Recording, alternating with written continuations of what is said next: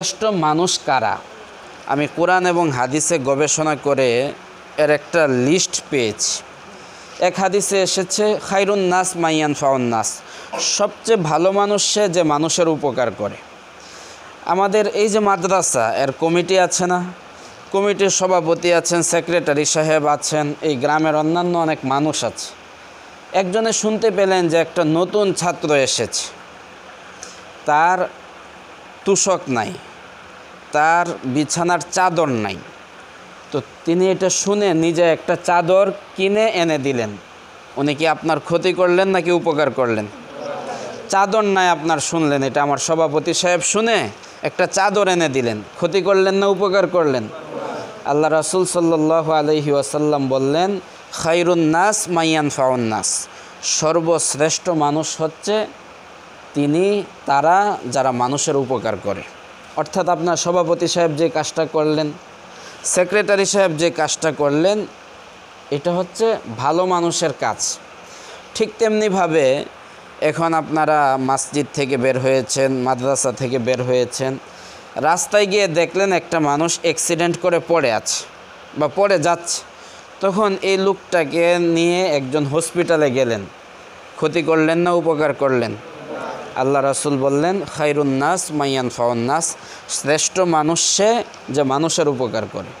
তো আমরা মানুষের ক্ষতি কোনো অবস্থাতেই করব না, পারলে উপকার করব। রাজি আছি না নাই?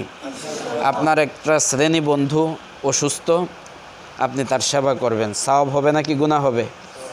একটা নতুন ছেলে এসেছে, প্লেটটা ধুইতে পারে না, জামাটা ধুইতে পারে না, আপনি তাকে একটু হেল্প করলেন, আপনি উপকার করলেন নাকি ক্ষতি করলেন? আপনি একটু সাহায্য করে, সহযোগিতা করে আপনার নামটা কিন্তু পৃথিবীর ভালো মানুষ যারা, তাদের যে লিস্ট আছে সেখানে তুলে দিলেন। তো আমরা এভাবে ভালো ভালো কাজ করব এবং আল্লাহ রাব্বুল আলামিনের নৈকট্যতা অর্জন করার চেষ্টা করব। রাজি আছি না নাই? আল্লাহ রাব্বুল আলামিন আমাদেরকে কবুল করুন। কমিটির অনেক লোক এখানে আছেন। আপনাদের মুহতামিম সাহেব, উনি হলেন আপনাদের ধর্মীয় নেতা, এখানকার ইমাম সাহেবও তিনি, এবং উনি আপনাদের নেতা। আল্লাহ রাসূল সাল্লাল্লাহু আলাইহি ওয়াসাল্লাম বললেন, আলাইকুম বিসসামঈ ওয়াত তাআ, তোমাদেরকে শুনতে হবে এবং মানতে হবে।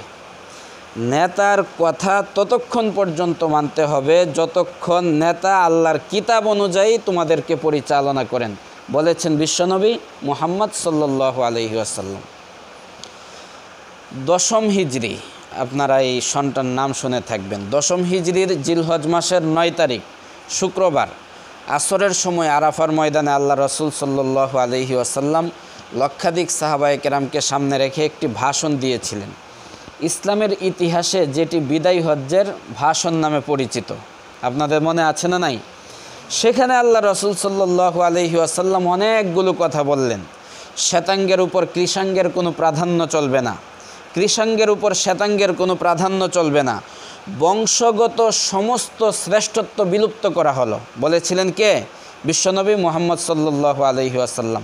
আমাদের গর্ব অহংকার আছে না? আমার বাবা পুলিশের চাকরি করে, আমার বাবা আর্মি অফিসার, আমার বাবার এত এত সম্পদ, এরকম অহংকার আমরা করি না? আমার বাবা এই ছিলেন সেই ছিলেন। বিশ্বনবী সাল্লাল্লাহু আলাইহি ওয়াসাল্লাম বললেন, এই বংশগত সমস্ত শ্রেষ্ঠত্ব বিলুপ্ত করা হলো। জোরে বলি আল্লাহু আকবার। বিশ্বনবী সাল্লাল্লাহু আলাইহি ওয়াসাল্লাম বললেন, আপনাদের হুজুর উস্তাদের জন্য একটা চেয়ার এনে দেন। বিশ্বনবী সাল্লাল্লাহু আলাইহি ওয়াসাল্লাম বললেন, শ্রেষ্ঠত্বের মাপকাঠি হচ্ছে তাকওয়া এবং সৎকর্ম। তো আমরা যারা ক্ষেত কামারে পড়ে থাকি, তারা বেশি আমল করছি নাকি মাদ্রাসায় যিনি ছাত্রদেরকে কোরআন শিখাচ্ছেন, হাদিস শিখাচ্ছেন, সবসময় তালিম দিচ্ছেন, জুমার দিন খুতবা দিচ্ছেন, আমাদেরকে ওয়াজ নসিহত করছেন, কার আমল বাহ্যিক দৃষ্টিতে ভালো? বিশ্বনবী সাল্লাল্লাহু আলাইহি ওয়াসাল্লাম বললেন, বংশগত শ্রেষ্ঠত্ব বিলুপ্ত করা হলো। শ্রেষ্ঠত্বের মাপকাঠি হচ্ছে তাকওয়া। কি? তাকওয়া। যে আল্লাহকে বেশি ভয় করে সে আল্লাহ রাব্বুল আলামিনের কাছে শ্রেষ্ঠ। বিশ্বনবী সাল্লাল্লাহু আলাইহি ওয়াসাল্লাম বললেন, মারামারি করবে না, তোমরা মিথ্যা বলবে না, খুনাখুনি করবে না। বিশ্বনবী সাল্লাল্লাহু আলাইহি ওয়াসাল্লাম বললেন, আজকে মুসলমানদের ইজ্জত সম্মান এই সব কিছুই পবিত্র। মুসলমানদের ব্লাড পবিত্র, সম্মান পবিত্র, তার জান মাল এর নিরাপত্তা নিশ্চিত করেছেন বিশ্বনবী মুহাম্মদ সাল্লাল্লাহু আলাইহি ওয়াসাল্লাম। গীবত করা হালাল হারাম নাকি আরাম? আমাদের কাছে কিন্তু এটা খুব ভালো লাগে। গীবত আমাদের কাছে হয়ে গিয়েছে ঘি ভাতের মতো। ঘি দিয়ে ভাত খেলে ভালো লাগে না? মুরব্বিরা আগে ঘি দিয়ে ভাত খেতেন, এখন তো আর অনেক ভালো ভালো খাবার এসেছে, আমরা ঘির কাছেও যাই না। তো কিন্তু আমরা কিন্তু গীবত করে ফেলি। একজন মানুষ এত চেষ্টা করছেন, এই যে মাদ্রাসাটাকে সাজিয়েছেন, এতগুলো ছাত্র, আমি এসে দেখলাম এত পড়াশোনা হচ্ছে, পড়ার এত সাউন্ড, আমি অন্যান্য জায়গায় এত পড়াশোনা দেখি না। এত কিছু করার পরও যদি তার নামে গীবত করা হয়, পরনিন্দা করা হয়, বা এই স্টুডেন্টরা একটু ভুল করতেই পারে, আপনার আমার সন্তানেরা, তাই না? একটু ভুল করে ফেলেছে, আমরা যদি শাসিয়ে ফেলি, হ্যাঁ এরকম করলে কেন, তখন কিন্তু সে কষ্ট পাবে না? আল্লাহ রাসূল সাল্লাল্লাহু আলাইহি ওয়াসাল্লামের বক্তব্য অনুযায়ী সর্বশ্রেষ্ঠ মানুষ সে যে কোরআন শিখে, কোরআন শিক্ষা দেয়। তো এই ছেলেগুলো আল্লাহ রাসূল সাল্লাল্লাহু আলাইহি ওয়াসাল্লামের বক্তব্য অনুযায়ী সেরা মানুষ। একটু ভুল করতেই পারে, এটা কিন্তু আপনার ক্ষমার দৃষ্টিতে দেখতে হবে। আপনি যদি তাকে ক্ষমা করতে পারেন, আপনাকে ক্ষমা করবেন যিনি, তিনি কে? সেই কথাটাই আমি আরজ করব। ছোটোখাটো বিষয়গুলো বাচ্চারা করুক, অন্য কেউ করুক, ক্ষমা সুন্দর দৃষ্টিতে দেখতে হবে। 2 নম্বর হচ্ছে মাদ্রাসাটাকে কিভাবে এগিয়ে নেওয়া যায়, সম্মিলিতভাবে প্রচেষ্টা করতে হবে। 3 নম্বর, সবার জন্যে বলছি, আমাদেরকে অনুসরণ করতে হবে কোরআন এবং হাদিসের। কোরআনে কারিম সূরাত মারিয়াম, পারা নাম্বার 16, পৃষ্ঠা নাম্বার 5, প্রথম লাইন, আল্লাহ রাব্বুল আলামিন বললেন, খুদিল কিতাবা বিকুয়া, behold the book with strength. অত্যন্ত শক্তভাবে তোমরা যেটি ধরবে সেটির নাম কি? আল কিতাব, মানে কোরআনে কারিম, কোরআনে হাকিম। এর আরেক নাম হচ্ছে আল ফুরকান, যেটা সত্য এবং মিথ্যার মাঝে পার্থক্য করে দেয়। উর্দুতে বলা হয় হক ওর বাতিলকে দরমিয়ান ফরক কারনেওয়ালা। ইংলিশে বলা হয় ক্রাইটেরিয়ন বিটুইন রাইট অ্যান্ড রং। তার মানে হচ্ছে আমাদেরকে ধরতে হবে ফুরকান, আমাদেরকে ধরতে হবে আল কোরআন আল মাজিদ, আমাদেরকে ধরতে হবে আল কোরআন আল হাকিম, আমাদেরকে ধরতে হবে আল কোরআন, আমাদেরকে ধরতে হবে আল কিতাব। আমরা অনেক হাবিজাবি কিন্তু অনেক কিছুই ধরতে যাই না। আমি ইশারায় কথা বলছি, এবং এখানে জ্ঞানী মানুষ, আপনারা মুরব্বীরা আছেন, অনেক জ্ঞানী। যেটা ধরতে হবে সেটার নাম কি? কোরআন। এবং কোরআনের ব্যাখ্যা, interpretation, explanation and analysis of the holy Quran. কোরআনের ব্যাখ্যা হচ্ছে হাদিস, বিশ্বনবী সাল্লাল্লাহু আলাইহি ওয়াসাল্লামের সুন্নাহ। এই সুন্নাহকে আঁকড়ে ধরতে হবে। কোরআনে কারিম সূরাতুন নিসা আয়াত নাম্বার 59, কত নাম্বার আয়াত? সূরার নাম কি? সূরাতুন নিসা, অধ্যায় নাম্বার 4। আল্লাহ রাব্বুল আলামিন বললেন, আতিউল্লাহ ওয়া আতিউর রাসূল, তোমরা আল্লাহকে মানো, রাসূলকে মানো, কোরআনের অনুসরণ করো, হাদিসের অনুসরণ করো। আমরা কোরআন এবং সুন্নাহর অনুসরণ করতে রাজি আছি না নাই? এরপরে বললেন, ওয়া উলিল আমরি মিনকুম, তোমাদের মধ্যে যারা কর্তৃত্বশীল, আদেশদাতা, দায়িত্বশীল, তাকে মানতে হবে, যতক্ষণ তিনি কোরআনের আলোকে আল্লাহর কিতাব অনুসারে তোমাদেরকে পরিচালনা করেন। বিশ্বনবী সাল্লাল্লাহু আলাইহি ওয়াসাল্লাম বললেন, আলাইকুম বিসসামঈ ওয়াত তাআ, তোমাদেরকে দায়িত্বশীল যিনি, তার কথা শুনতে হবে, মানতে হবে। বিশ্বনবী সাল্লাল্লাহু আলাইহি ওয়াসাল্লাম বললেন, ওয়া ইন আম্মারা আলাইকুম আবদুন হাবশিয়ুন, হাবশিকৃত দাসও যদি তোমাদের নেতা হয়, যতক্ষণ আল্লাহর কিতাব অনুযায়ী পরিচালনা করবেন, কোরআন এবং সুন্নাহ দিয়ে কথা বলবেন, তাকে মানতে হবে। এটা আমরা মানতে রাজি আছি না নাই? সর্বশেষ আরেকটু আলোচনা করতে চাই, সেটা হচ্ছে আল্লাহ রাব্বুল আলামিন যে কোরআন অবতীর্ণ করেছেন, সে কোরআনের প্রথম সূরা যেটি, সেটি কোনটি? শেষ সূরা যেটি, সেটি কোনটি? সবচেয়ে বড় সূরা কোনটি? সূরা আল বাকারা। সবচেয়ে ছোট সূরা কোনটি? সূরাতুল কাউসার। এই কাউসারটা নিয়ে একটু আলোচনা করতে চাই। আমরা কোরআন যারা শিখছি, কোরআন যারা পড়ছি, আমরা হিফজ করছি, সেই সাথে আমাদের চেষ্টা করতে হবে এটা যেন আমরা অর্থটা বুঝি, আল্লাহর মেসেজটা বুঝতে পারি। আল্লাহ রাব্বুল আলামিন সূরাতুল কাউসারে বললেন, ইন্না আতাইনাকাল কাউসার, surely I have granted you the abundance কাউসার। ইয়া রাসূলুল্লাহ, আমি আপনাকে কাউসার দিয়েছি। কি দিয়েছি? কাউসার দিয়েছি। কাউসারের অর্থ হচ্ছে 35টা। কাউসারের অর্থ নবুয়াত, রিসালত, শারাফত, কারামাত, ইজ্জত, সম্মান। বিশ্বনবী সাল্লাল্লাহু আলাইহি ওয়াসাল্লামকে আল্লাহ রাব্বুল আলামিন পুত্র সন্তান দিয়েছিলেন 4 জন। কয়জন? 4 জন। একজন একজন করে সব পুত্র সন্তান বিদায় নিয়েছেন। একজন চলে গেলেন, আরেকজন চলে গেলেন, আরেকজন চলে গেলেন। তহের, তৈয়েব, কাসেম, এই তিনজন চলে গেলেন। ইব্রাহিম নামে বিশ্বনবী সাল্লাল্লাহু আলাইহি ওয়াসাল্লামের এক সন্তান, তিনি অসুস্থ। কাফের মুশরিকরা একটা মিটিং ডাকলো, সংসদীয় অধিবেশন ডাকলো। শুরু হলো তাদের সংসদীয় আলোচনা। আলোচ্য বিষয় ছিল বিশ্বনবী সাল্লাল্লাহু আলাইহি ওয়াসাল্লামের সমালোচনা। এক সদস্য দাঁড়িয়ে বলল, মাননীয় স্পিকার, আপনাকে ধন্যবাদ।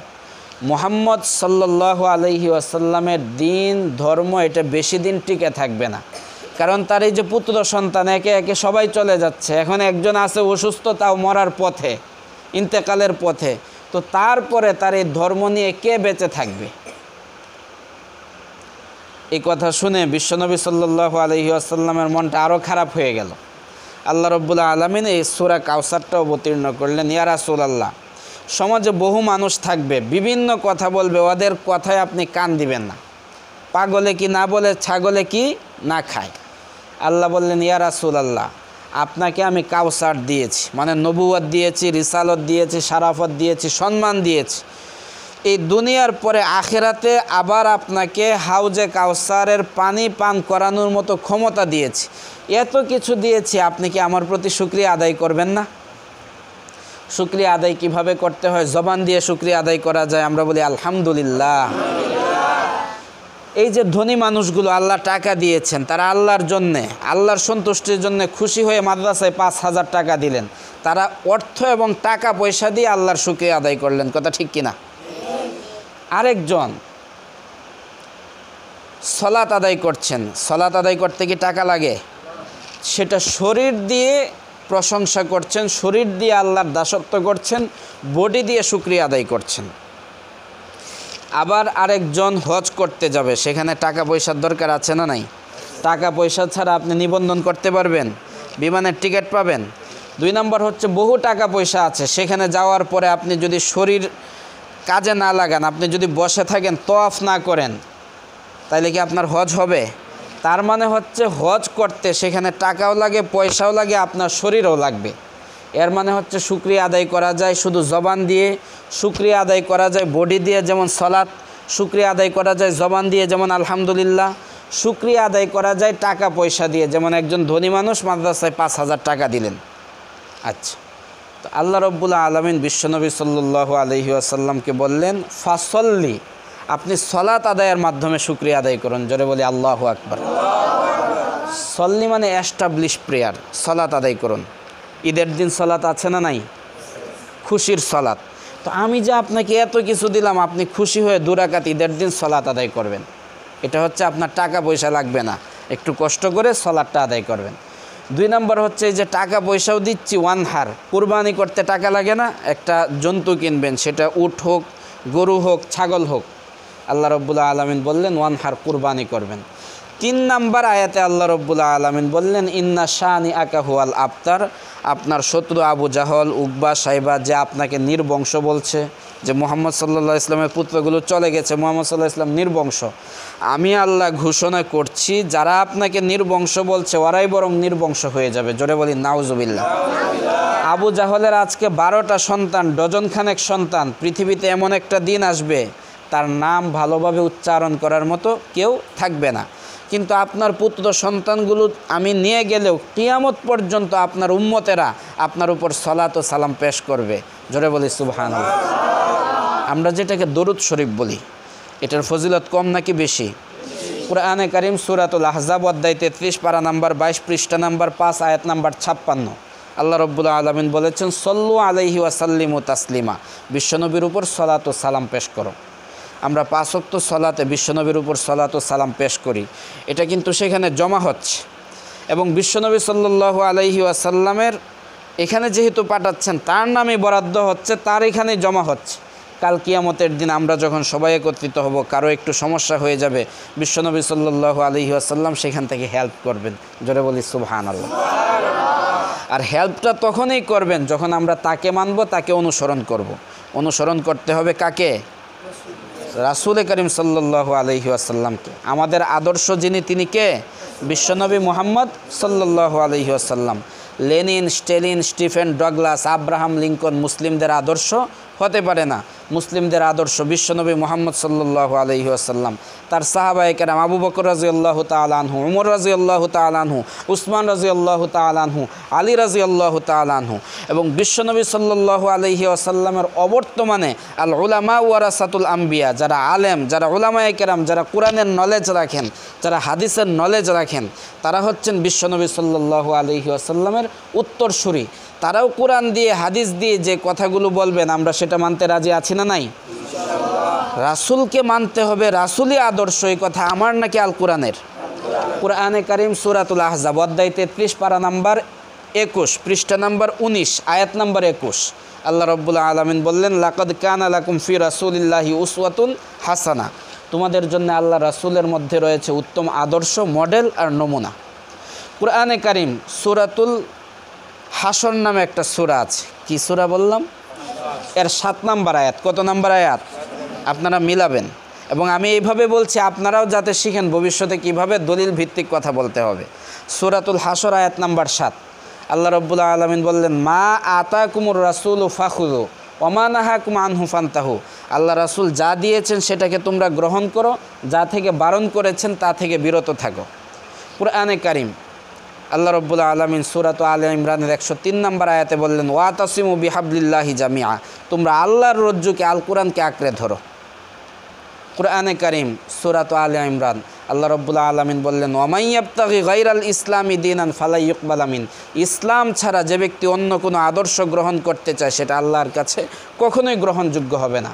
কোরআনে কারীম সূরাত আলে ইমরান অধ্যায় 3 আল্লাহ রাব্বুল আলামিন বললেন, ইন্নাদ দীনা ইনদাল্লাহিল ইসলাম, Islam is the complete code of life, ইসলাম হচ্ছে পূর্ণাঙ্গ জীবন ব্যবস্থা। সব কিছুই জীবনের প্রত্যেকটি ধাপে, জীবনের প্রতিটি বাঁকে আমরা কিভাবে কোন কাজটা করব ইসলামে আছে না নাই? আমরা বের হব মসজিদ থেকে, মাদ্রাসা থেকে, সুন্নাহ আছে না নাই? সুন্নাহ আছে। মসজিদ থেকে বের হবেন, আপনি বাম পা দিয়ে বের হবেন, ঢুকবেন ডান পা দিয়ে প্রবেশ করবেন, ডান পা দিয়ে ঢুকবেন। টয়লেটে ঢুকবেন ডান পা নাকি বাম পা? বের হবেন মাশাআল্লাহ, আপনারা জানেন, আপনাদের উস্তাদ আপনাদেরকে শিখিয়েছেন, উনি অনেক বিজ্ঞ মানুষ, অনেক জানেন, উনি যা শিক্ষা দেন এগুলো মনে রাখবেন এবং আমল করবেন। এই যে রাতে ঘুমাবেন, সুন্নত আছে না? ওযু করে ঘুমাতে হবে, এই সুন্নত শিখিয়েছেন যিনি, তিনি কে? বিশ্বনবী মুহাম্মদ সাল্লাল্লাহু আলাইহি ওয়াসাল্লাম। ইস্তেগফার পড়বেন, বিশ্বনবী সাল্লাল্লাহু আলাইহি ওয়াসাল্লামের উপর সালাত ও সালাম পেশ করবেন, আয়াতুল কুরসি পড়বেন, কোরআন থেকে তিলাওয়াত করবেন। এরপরে শোয়ার আগে বিছানাটাকে খুব ভালোভাবে ঝেড়ে নেবেন, কারণ এর আগে একটা ব্লেড রেখে দিয়েছিলেন, আপনি যদি ঝাড়ু না দেন বা না ঝাড়েন এটা কিন্তু লেগে আপনার গায়ের চামড়া কেটে যেতে পারে। এজন্য বিশ্বনবী বলেছেন, বাসায় হোক যেখানেই হোক, যেখানে অবস্থান করেন, শোয়ার আগে বিছানাটা একটু ভালোভাবে ঝেড়ে নিতে হবে। শোয়ার আগে ঘুমানোর দোয়া আছে না নাই? দোয়াটা কি? হ্যাঁ, আল্লাহ আপনার নামেই আমুতু, আমি মৃত্যুবরণ করছি, ও আহিয়া, আপনার নামেই আমি জীবিত হতে চাই। আবার রাতে আমরা অনেক সময় খারাপ স্বপ্নে দেখি। খারাপ স্বপ্ন দেখলে যদি ঘুম ভেঙে যায় তাহলে 1 নম্বর হচ্ছে পার্শ্ব পরিবর্তন করতে হবে, 3 বার থুতু ফেলতে হবে, থু থু থু, শয়তান দূর হয়ে যাবে। আল্লাহ রাব্বুল আলামিনের কাছে আপনি আশ্রয় চাইবেন, আউযু বিল্লাহি মিনাশ শাইতানির রাজিম, আউযু বিল্লাহি মিনাশ শাইতানির রাজিম, আউযু বিল্লাহি মিনাশ শাইতানির রাজিম। এরপরে আপনি পার্শ্ব পরিবর্তন করে ডান কাতে কিবলামুখী হয়ে শুইবেন। আমরা রাজি আছি না নাই? আর ঘুমানোর আগে মিসওয়াক করে শুইতে হবে, দাঁতটা খুব ভালোভাবে পরিষ্কার করতে হবে। বিশ্বনবী সাল্লাল্লাহু আলাইহি ওয়াসাল্লাম বললেন, আন নাযাফাতু মিনাল ঈমান, পরিষ্কার পরিচ্ছন্নতা এটা হচ্ছে পার্ট অফ দ্য ঈমান, ঈমানের একটা অংশ। আমাদের আশপাশ আঙ্গিনাও আমাদেরকে পরিষ্কার পরিচ্ছন্ন রাখতে হবে। আপনারা এখন খাওয়া দাওয়া করবেন, খাওয়া দাওয়ারও সুন্নত আছে না নাই? আমরা ডান হাত দিয়ে খাবো নাকি বাম হাত দিয়ে? খাওয়ার সময় দোয়া আছে না নাই? দোয়া কি? মাশাআল্লাহ, আপনারা পারেন। বিসমিল্লাহি ওয়া আলা বারাকাতিল্লাহ। দস্তরখানা বিছানো, দস্তরখানার ব্যবহার ইসলামে আছে না নাই? এরপরে খাবার খেয়ে কি পড়তে হবে? আলহামদুলিল্লাহিল্লাযী আত'আমানা। কেউ যদি আপনাকে দাওয়াত খাওয়ায় তখন কি দোয়া? মাশাল্লাহ মাশাল্লাহ। আরেকটা আছে সেই সাথে, আকালা তোয়ামাকুমুল আবরার, পারেন? ওসল্লাত আলাইকুমুল মালাইকা ও আফতরা ইন্দাকুমুস সাইমুন। আপনারা যে দোয়াটা বললেন সেটা কি আবার বলেন তো?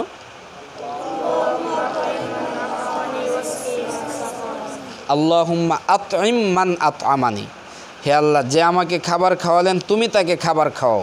ওয়াসকিমান সাকানি, যে আমাকে পান করালেন তুমি তাকে পান করাও। হাদিসে এসেছে যে ব্যক্তি মানুষকে খাবার খাওয়ায় আল্লাহ রব্বুল আলামিন এর জন্যে তাকে জান্নাতে খাবার খাওয়াবেন। সুবহানাল্লাহ। বিশ্বনবী সাল্লাল্লাহু আলাইহি ওয়াসাল্লাম বললেন, আফসুস সালাম, বেশি বেশি সালাম দেবে। ওয়া আতইমুত তাআম, মানুষকে খাবার খাওয়াবে। এর চেয়ে ভালো কাজ হয় না। আপনারা যারা মাদ্রাসার ছাত্রদেরকে লজিং রেখে খাওয়াচ্ছেন, এর চেয়ে ভালো কামান নাই পৃথিবীতে। বিশ্বনবী সাল্লাল্লাহু আলাইহি ওয়াসাল্লাম বললেন, ওয়া আতইমুত তাআম, মানুষকে খাবার খাওয়াবে। ওয়াসিলুল আরহাম, আত্মীয়তার সম্পর্ক রক্ষা করবে। ওয়াসল্লু বিল্লাইলি ওয়ান নাসু নিয়াম, রাতের বেলায় মানুষ যখন ঘুমিয়ে থাকে তখন সলাত আদায় করবে। তাদখুলুনাল জান্নাতা বিসালাম, তাহলে নিরাপদে জান্নাতে প্রবেশ করতে পারবে। সুবহানাল্লাহ। ছাত্রদের সবচেয়ে বড় দায়িত্ব এবং কর্তব্য হচ্ছে পড়াশোনা করা। ইংলিশে বলা হয় স্টুডেন্ট, ছাত্রকে ইংলিশে কি বলা হয়? স্টুডেন্ট। ফার্স্টে হচ্ছে এস, এস মানে হচ্ছে স্টাডি। আপনাকে সব সময় পড়তে হবে, পড়ার মধ্যে থাকতে হবে। খাবার খাচ্ছেন, একটা শব্দ জপতে থাকেন। সূরা বাকারা 2 নম্বর সূরা, সূরা আলে ইমরান 3 নম্বর সূরা, সূরা নিসা 4 নম্বর সূরা, সূরা মায়েদা 5 নম্বর সূরা। আরব বিশ্বে বা শিক্ষিত মানুষ এগুলো অধ্যায় নামে চিনে। কোরআনে কারিম, the holy Quran consisting of 114 chapters. কোরআনে 114টা অধ্যায় আছে। আপনি এভাবে শিখেন। সূরাতুত তাহা 20 নম্বর অধ্যায়। কত নম্বর অধ্যায়? এটা আজকে এটা খাবার সময় এটা মুখস্থ করে ফেলেন। সূরাতুল লুকমান 31 নম্বর অধ্যায়। কত নম্বর অধ্যায়? এভাবে আপনি মুখস্থ করুন। এস দিয়ে কি বললাম? স্টাডি। আপনাকে পড়াশোনা করতে হবে। কোরআনের প্রথম আয়াত সেটা কি? যেটা প্রথম অবতীর্ণ হয়েছে, ইকরা, তুমি পড়ো। প্রথমেই বলা হয় নাই সালাত আদায় করো, প্রথমেই বলা হয় নাই জাকাত দাও। কারণ আপনি যদি না পড়েন তাহলে সঠিক জিনিসটা জানবেন কিভাবে? এর মানে আপনাকে পড়াশোনা করতে হবে। এস দিয়ে কি বললাম? স্টাডি। শেষ করে দিই নাকি আর একটু বলবো? আচ্ছা, স্টুডেন্ট। এরপরে আছে টি, টিতে হচ্ছে ট্রুথফুলনেস, সত্যবাদিতা। উস্তাদের সাথে, আপনার বন্ধুর সাথে, মায়ের সাথে, বাবার সাথে কখনো মিথ্যা বলা যাবে না। ইন্না সিদকা ইউনজি ওয়াল কিযবা ইউহলিক, সততা মুক্তি দেয়, মিথ্যা কী করে? ধ্বংস করে দেয়। আপনি পড়া দিতে পারছেন না, আপনি বাসায় গিয়ে বললেন পড়া দিচ্ছেন, সত্য হলো নাকি মিথ্যা হলো? আপনার আব্বু দিয়ে দিয়েছেন 500 টাকা, উস্তাদকে এসে দিলেন 400 টাকা। আর 100 কোথায়? আব্বু দিতে পারেন নাই, অথচ উনি দিয়ে দিয়েছেন 500 টাকা। আপনি সত্য বললেন নাকি মিথ্যা বললেন? STU, student. STU, ইউতে ইউনিটি, আপনাদের একতা থাকতে হবে। এরপরে ডি, আপনাদের প্রত্যেকটা কাজ ডিসিপ্লিন থাকতে হবে, প্রত্যেকটা কাজে ডিসিপ্লিন থাকতে হবে, শৃঙ্খলা থাকতে হবে। বোঝাতে পেরেছি? মোট কথা হচ্ছে আমাদের ভালোভাবে পড়াশোনা করতে হবে। পড়লে নলেজ বাড়িয়ে দিবেন যিনি, তিনি কে? আর সবচেয়ে লাভ যেটা হবে, কুরআনে কারিমে এসেছে, ইয়ারফাইল্লাহুল্লাযীনা আমানু মিনকুম ওয়াল্লাযীনা উতুল ইলমা দারাজাত। যারা ঈমান আনে এবং যাদেরকে প্রজ্ঞা দেওয়া হয়, কাদেরকে দেওয়া হয়? যারা চেষ্টা করে। এরপরে আল্লাহ বললেন, ইয়ারফাইল্লাহুল্লাযীনা আমানু মিনকুম ওয়াল্লাযীনা উতুল ইলমা দারাজাত। যাদেরকে প্রজ্ঞা দেওয়া হয়েছে হচ্ছে আল্লাহ রাব্বুল আলামিন অবশ্যই অবশ্যই এদের মর্যাদা বাড়িয়ে দিবেন। সুবহানাল্লাহ। কি মর্যাদাটা বাড়িয়ে দিবেন? হাদিসে এসেছে, আল কুরআনু শাফিউন মুশাফফাউন, এই কোরআন এমন সুপারিশকারী যার সুপারিশ কবুল করা হবে। এই কোরআন আপনার জন্য সুপারিশ করবে। হাদিসে এসেছে যে এই কোরআনটা শিখবে, মান কারা আল কুরআনা ফাস্তাজহারাহু ফাআহাল্লা হালালাহু ওয়া হাররামা হারামাহু আদখালাহুল্লাহুল জান্নাহ। যে কোরআন পড়বে, শিখবে, কোরআনের হালালকে হালাল জানবে, হারামকে হারাম জানবে, আল্লাহ তাকে জান্নাতে প্রবেশ করাবেন। সুবহানাল্লাহ। ওয়াশাফাহু ফি আশারাতিম মিন আহলি বাইতিহি কুল্লুহুম কাদ ওয়াজাবাত লাহুন নার, এবং এমন 10 জনের ব্যাপারে তার সুপারিশ কবুল করবেন যাদের জন্য জাহান্নাম অবধারিত ছিল। এজন্য আমরা যদি আলেম হতে পারি, কোরআন শিখতে পারি, কোরআন অনুযায়ী চলতে পারি, আল্লাহ রাব্বুল আলামিন এই সম্মানগুলো